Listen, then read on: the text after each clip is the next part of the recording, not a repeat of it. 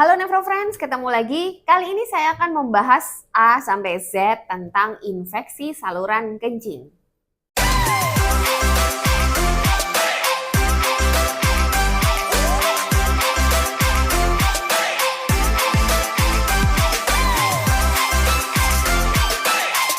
Sesuai dengan namanya, infeksi saluran kencing atau ISK itu adalah infeksi yang terjadi di sepanjang saluran kencing dimanapun ya. Mulai dari ginjal, lalu ureter, yaitu saluran yang menghubungkan ginjal dengan buli-buli atau kandung kemih, lalu kandung kemih itu sendiri, dan kemudian uretra, yaitu saluran yang menghubungkan atau mengeluarkan kencing dari kandung kemih ke dunia luar. Berdasarkan lokasinya, ISK ini dibagi jadi dua, yaitu ISK atas dan ISK bawah. Batasannya, kalau ISK atas itu biasanya infeksi yang mengenai ginjal atau kita sering sebutnya pyelonefritis. Sedangkan ISK bawah itu adalah ISK yang mengenai kandung kemih ke bawah atau kalau yang di kandung kemih itu namanya sistitis.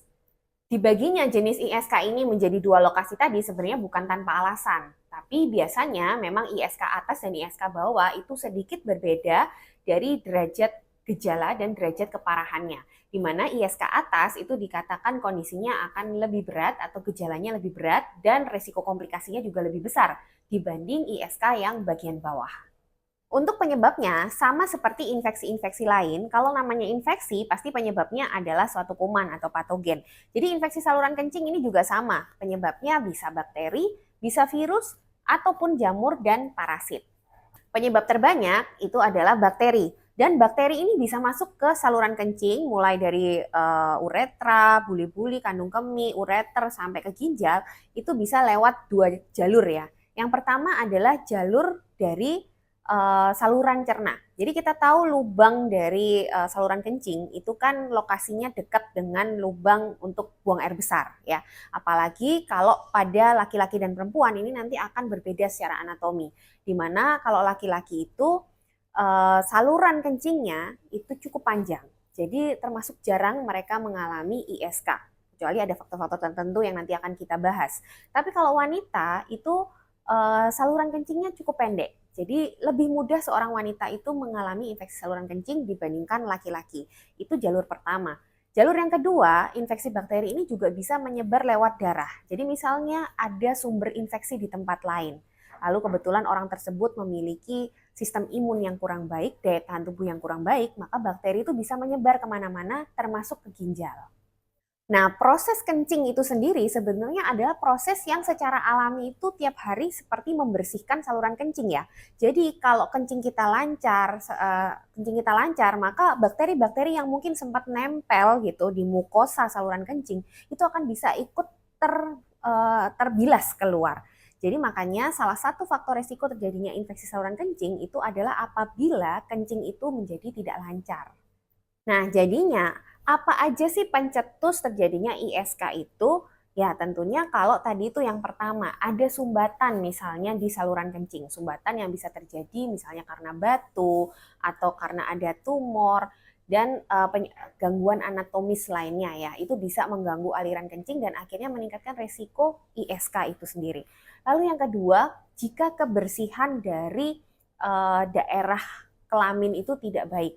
Ini biasanya karena tadi itu mudahnya bakteri itu berpindah dari saluran cerna atau dari lubang feses ke lubang kelamin atau lubang saluran kencing, maka kalau kebersihan itu nggak dijaga maka akan bisa berpindah.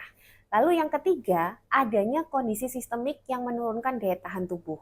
Jadi misalnya bakteri ini harusnya bisa tertangani dengan cepat ya kalau misalnya ada infeksi, kalau daya tahan tubuh baik, kalau produksi kencing baik, tidak ada sumbatan. Tapi pada orang-orang dengan daya tahan tubuh yang nggak baik, misalnya dengan diabetes, kanker, atau orang-orang yang menggunakan obat-obat yang menekan sistem imun, maka infeksi ini akan susah teratasi, jadi malah mudah menyebar. Mungkin yang awalnya di bawah, dia bisa menjalar ke atas dan menyebabkan gangguan atau infeksi pada ginjal. Untuk gejalanya dibagi lagi berdasarkan tadi itu ya lokasinya atas dan bawah. Kalau ISK atas atau infeksi pada ginjal atau pyelonefritis itu biasanya gejalanya lebih berat. Jadi ada demam tinggi, nyeri pinggang ya. Kalau diperiksa kencing itu nanti ada sel darah putih yang banyak, itu gejala yang paling sering ya. Lalu ada mual muntah ya seperti gejala-gejala infeksi lain. Lalu kalau ISK bagian bawah atau kita sebut sistitis, itu biasanya gejalanya tuh hampir ringan atau bahkan kadang nggak ada gejalanya ya. Kadang itu cuma anyang-anyangan atau nyeri pada saat kencing atau perih pada saat kencing, tapi tidak sampai demam tinggi, tidak sampai mengganggu nafsu makan, tidak sampai mual muntah. Itu kalau sistitis ya atau ISK bagian bawah. Nah, pyelonefritis dan sistitis ini tadi yang bergejala hebat tadi itu adalah yang akut ya. Jadi ada sebenarnya pyelonefritis atau infeksi ginjal dan sistitis atau infeksi kandung kemih itu yang sifatnya juga kronis. Nah, kalau kronis ini gejalanya semakin nggak jelas lagi ya. Jadi hampir nggak ada gejalanya, kalaupun ada itu hilang timbul seperti itu dan seringnya memang nggak ketahuan. Untuk mendiagnosis ISK ini sebenarnya mudah, yaitu dengan melakukan pemeriksaan kencing. Di mana pemeriksaan kencing ini nanti akan terlihat adanya leukosit atau sel darah putih yang meningkat, mungkin banyak sekali atau kadang fisik kencingnya itu bisa berubah jadi agak keputihan seperti nanah ya atau putih seperti susu, itu juga bisa terjadi. Lalu ada juga kadang disertai gambaran darah yang banyak atau kadang juga ada sel darah merah dan ditemukan kadang-kadang kristal-kristal atau juga bakteri. Tapi itu masih kecurigaan, jadi kita nggak bisa diagnosis ISK itu hanya dari pemeriksaan kencing. Tentunya kalau ada gejala itu akan lebih memperkuat. Tapi untuk diagnosis pastinya harus dilakukan yang namanya kultur urin, yaitu kencing itu dibiakkan. Kalau memang ada kumannya, maka kuman itu akan bisa tumbuh di dalam kultur tersebut. Jadi kalau ketahuan memang ada kumannya dan kuman itu memang spesifik adalah bakteri yang memang biasa menginfeksi saluran kencing, maka orang itu didiagnosis ISK. Untuk penanganannya, karena ini infeksi, tentunya penanganan utama adalah antibiotik. Dan antibiotik ini seharusnya antibiotik yang lebih tepat. Makanya dari hasil kultur urin tadi, kalau ditemukan bakteri yang spesifik, maka bisa ditemukan atau bisa diberikan bakteri yang lebih tepat sasaran.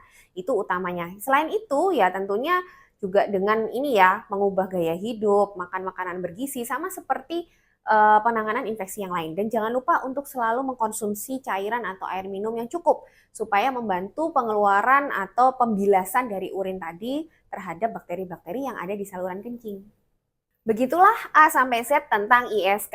Nah, ada kondisi ISK itu yang spesifik sebenarnya ya Nefrofriends, yaitu ISK pada kehamilan. Nah, ini harus kita bahas sendiri nih di segmen selanjutnya.